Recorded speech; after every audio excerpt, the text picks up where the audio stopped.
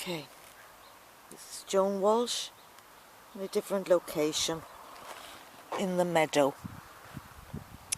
And a few days ago I was thinking of reading out Barrie Trower's paper on bees and microwave radiation.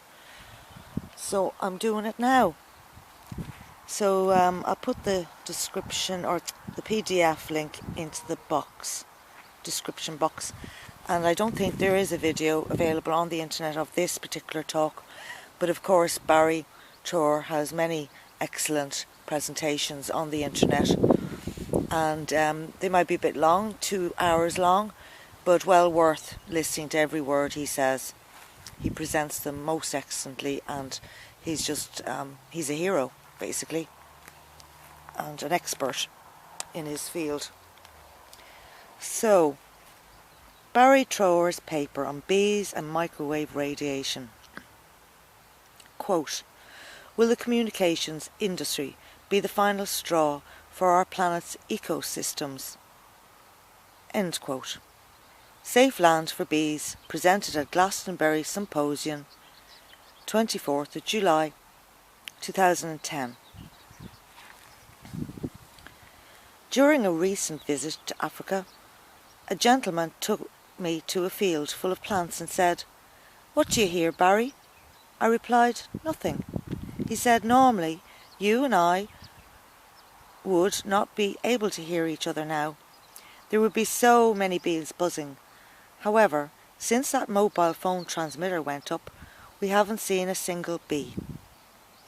I received other similar reports concerning bees, birds, even ants during my stay in Africa. It was explained to me that the ants are very important for their symbiotic relationship with plants. The plants produce a sweet substance to feed the ants, and in return the ants prevent insects landing on and eating the plant's leaves. Hence, ants guarantee plant crop safety and harvest. It appeared that the common denominator in all cases was the proximity of mobile phone transmitters, transmitting low-level, continuous microwaves with added modulations, pulses, causing cellular distress to species within range. Residents who complained were told that such installations were within international safety guidelines. Other residents were either totally ignored, mocked or ridiculed. Yet proof of such effects from low-level microwave irradiation has been known to governments and published since 1932. 1. By 1971, the US Naval Medical Research Institute referenced 2,300 research articles listing in excess of 120 illnesses from low-level microwaves. 2. This was reinforced by confirmation from the US Defense Intelligence Agency documents from 1972 to 1976. So what does all this have to do with bees, birds and ants? Well, quite a lot, really. Biologically, apart from some specialist organelles within the cytoplasm or the amount of genetic material, etc., all animal and plant cells are very similar. In fact, at the atomic and nuclear level, they are identical. Thus, if you are going to affect human cellular activity, you will inevitably affect other animal and plant cells from the same source. In this case, according to the government reports, low-level microwave irradiation.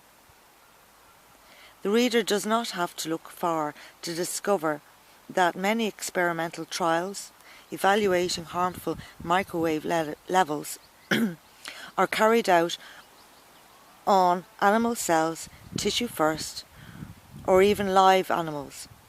These reference levels are then applied to human beings. Arguably, the world's foremost scientific journal, Nature, published an article explaining how oscillating magnetic fields disrupt the magnetic orientation behaviour of the migratory birds. The frequencies referred to within this article are well within the modulation frequencies used by the mobile phone industry. Dr. Andrew Goldsworthy, retired lecturer from Imperial College London, extends this mechanism to speeches in his written comment establishing why bees die off, dated 13th of January 2010. Professor Karl Richter also extends his explanation and references the plight of bees subjected to such irradiation. He notes that these insects' immune systems seem to have collapsed, with many bees suffering 5 to 6 infections simultaneously. Interestingly, suppression of the immune system is also described by the US government as a symptom for humans exposed to low-level microwave irradiation. Similarly, Professor Ferdinand Ruska, who is a beekeeper himself, says, "The problem only appeared since several transmitters have been installed in the immediate proximity to my hives." Dragnose Funk continues, according to Ruska's observations, the bee colonies are so weakened by the mobile telecommunications radiation that they become more prone to various diseases. In his two-part, 13-page document, Guy Kramer includes the military and its worldwide use of similar communication transmitters as partly complicit to this cause for the demise of the bee population. In particular, he signals out the US multi-transmitting towers in Alaska, which can focus anywhere on the planet by reflecting their transmissions off the ionosphere. This is otherwise known as HAARP. Researchers like Colin Buchanan have actually outlined timelines plotting the demise of bees and its relation to human-induced electromagnetic radiation. Within my presentation to the Beekeepers Association at Glastonbury in 2008, I referenced 14 articles explaining why the bees are particularly susceptible to microwave radiation. I stressed that bees could be exposed to magnetic fields roughly 640 times more powerful than they normally encounter with the Earth's field. The consequence of this can be twofold. The ferromagnetic compounds within their heads, thorax and abdomen can produce high loops affecting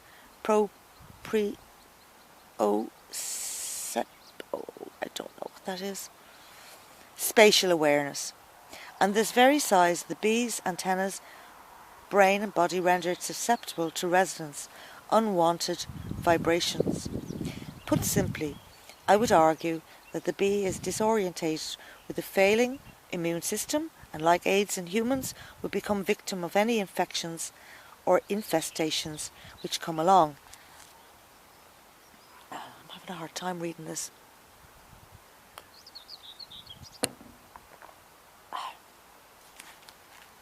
The reader will not be surprised to learn that there is another plethora of research data documenting ill effects on virtually all animal species, from insects to cattle, listing long-term, low-level microwave irradiation as the cause. I will reference just a few of the many thousands that exist. The Research Institute for Nature and Forest clearly stated in their publication that long-term exposure to high levels of radiation negatively affects the abundance or behaviour of house sparrows in the wild. 20 pages of laboratory studies citing suppression of the immune system by E.M. irradiation upon cows, cats, dogs, hamsters, whales, birds, bees, bats and butterflies were published in February 2005. Professor Dennis Henshaw references in excess of 8,000 research articles describing low-level radiation and its effects on animal navigation, plants and health of the animal kingdom. Professor Henshaw states that in his estimation, less than 10% of the available scientific evidence is cited by official review bodies. Also, in some areas, none of the literature has been cited. An article published in Microwave News describes how low-level microwave radiation, when modulated, can cause non-thermal neurological effects on both humans and birds. Exactly what the US government published 30 years earlier and seems to have been overlooked. Internet researcher Sylvia Wright listed 27 peer-reviewed studies showing effects or possible effects of low-level irradiation upon seeds and plants. All of these papers have been published in scientific journals. Remembering that all planetary eco-environmental systems are interconnected, the monetary value of the world's ecosystems has been estimated at $33 trillion annually. With an understanding of the potential risk to nature, should the global telecommunications industry cover our planet with microwave transmitters without further investigation or restriction? Could this potential financial loss be sustainable to many poorer countries? The UK government are advising populations to switch off all unnecessary lights, drive less, even restrict flying for holidays in order to reduce our carbon footprint. It has been estimated that the annual carbon footprint for the worldwide telecommunication industry is approximately 110.7 million tonnes of carbon dioxide into our atmosphere. This is the equivalent to the use of 29 million vehicles. Simultaneously, all of our state schools are encouraged to install Wi-Fi, virtually turning each school into a full-blown transmitter from the cumulative effect of the microwaves. I find this a government regulatory paradox, if for no other reason than their total and absolute ambivalence on the matter. Are there solutions? Of course. In 2007, an international group of scientists studied 2,000 peer reviews, published research papers. They recommended an acceptable level of radiation based on the interaction between low-level microwaves and all known cellular processes. This became known as the bio-initiative level. The problem with this recommended level is that the telecommunications industry would suffer a reduction in profits. Consequently, it is seldom adhered to. There is a recent legal instrument, the European Parliament Guideline 2004/35/EG, and advice from the 21st of April 2004 states that the causer pays the principal for damage to animal, plants, natural habitats, water resources and soil. I must state here that I have no training in law, and should the reader wish to pursue this line of inquiry, expert international legal advice should be sought. However, since September 1960, I have received several years of governmental tuition on all aspects of microwave technology. At that time, microwave research was paramount worldwide, with many papers published, including dangers of irradiation to living tissues from very low-level microwaves. Knowing what we were all taught in the 60s, forcing me to question the total ambivalence of today's governmental advisors. Their microwaves haven't changed, only the colour and the shape of the box emitting them. Opinion. Could all of this potential damage to the plant's ecosystems be a result of nothing more than blind corruption and international ignorance from our decision makers? Or is it planned? After all, if a country loses most of its pollinating insects, which tend to pollinate vitamin C type plants, the health and financial status of such a country could be in jeopardy. The causer could then offer a solution at a price. An interesting observation may be to look at the countries suffering the most and those sweeping across such lands, installing a myriad of transmitters. So that was presented by Barrie Trower, scientific advisor to several organisations, and he lives down in Liverton, Devon. And then he gives lots of references in this paper. Now, I don't think I read that very well, but I had to give it a go. You know.